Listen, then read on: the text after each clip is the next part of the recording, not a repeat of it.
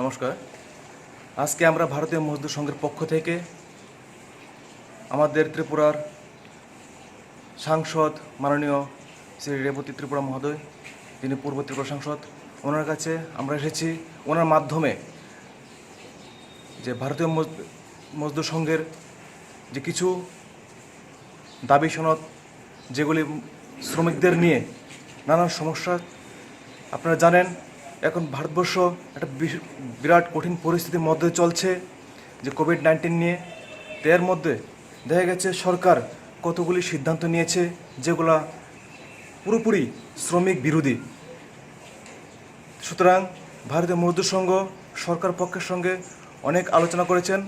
আজকে আমরা ভারতীয় মজদুর সংঘের পক্ষ থেকে আমরা এখানে এসেছি আমাদের যে দাবিগুলা সেগুলা মাননীয় সাংসদ মহোদয়ের মাধ্যমে আমরা সংসদে পৌঁছানোর জন্য।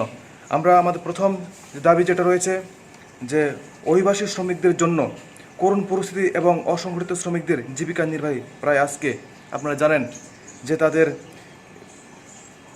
কাজ নেই। পাশাপাশি অনেক অভিবাসী শ্রমিক আছেন যারা আজকে সেরকম থাকার কোনো ব্যবস্থা নেই, ফলে তারা আজকে বিভিন্ন রাজ্য থেকে ত্যাগ করে আসতে হচ্ছে কর্মস্থল ছেড়ে। এছাড়া আমাদের এখানে রয়েছে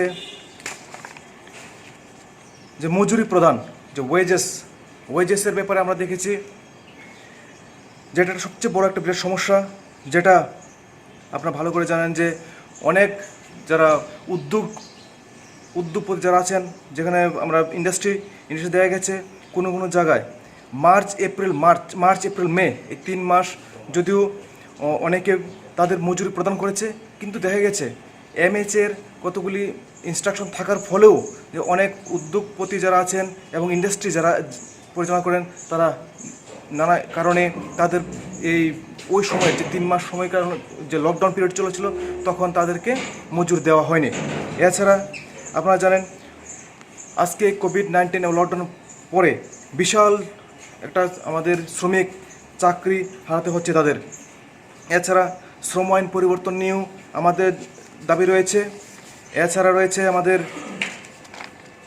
যে পিএসইউ, ওগুলোকে যে বেসরকারিকরণ, এগুলো নিয়ে আজকে আমাদের এখানে আসা, এবং আমরা আশা রাখি যে আমাদের মাননীয় সাংসদের মাধ্যমে সেটা পার্লামেন্টে পৌঁছবে এবং সর্বভারতীয় সারা ভারতবর্ষের রাজ্য থেকে আজকে এটা গিয়ে পৌঁছবে, এবং আমরা আশা রাখি যে শ্রমিকের যে সমস্যাগুলো আগামী দিনে দূর হবে।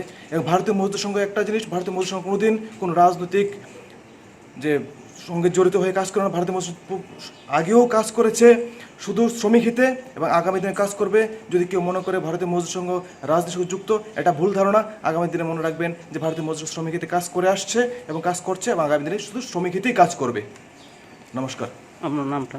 প্রণব দেববর্মা, ভাইস প্রেসিডেন্ট, ভারতীয় মজদুর সংঘ ত্রিপুরা প্রদেশ। আপনারা আজকে কতজন এসেছেন?